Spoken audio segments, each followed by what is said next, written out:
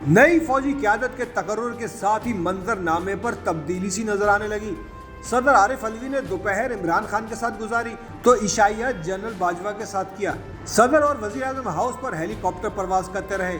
इमरान खान ने वीडियो पैगाम में हकीकी आज़ादी के ख्वाहिशमंदों को फौरन रावलपिंडी आने का कह दिया।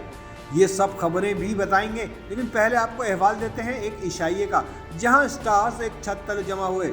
बात हो रही है T20 वर्ल्ड कप की रनर अप टीम यानी शाहीनों के एजाज में पाकिस्तान क्रिकेट बोर्ड के डिनर की। इस मौके पर सदर ममलिकत आरिफ अलवी और जल्द रिटायर हो रहे army chief general Qamar Javed Bajwa ने भी खुशगवार वक्त गुजारा। दोनों एक ही टेबल पर एक साथ यानी बराबर बराबर बैठे और कौमी क्रिकेटर्स की गुफ्तगू सुनते रहे। इस मौके पर तकरीब की मेज़बान ने army chief general Qamar Javed Bajwa से क्रिकेट से मुतालिक सवाल किया तो आर्मी चीफ ने बताया कि T20 क्रिकेट फॉर्मेट में शादाब खान उनका फेवरेट प्लेयर है। फास्ट बॉलर शाहीन अफरीदी जख्मी न होते तो इंग्लैंड के खिलाफ फाइनल का रिजल्ट मुख्तलिफ होता। ये भी कहा कि लीडरशिप का काम लड़ना होता है, हार जीत होती रहती है। जो लीडर अपनी गलती मान नहीं सकता वो लीडर नहीं बन सकता।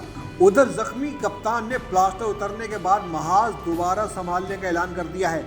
चेयरमैन PTI इमरान खान ने हफ्ते के हकीकी आज़ादी मार्च से मुताल्लिक अपने वीडियो पैगाम में कहा कि वो चाहते हैं रावलपिंडी में सब हकीकी आज़ादी मार्च में शिरकत करें।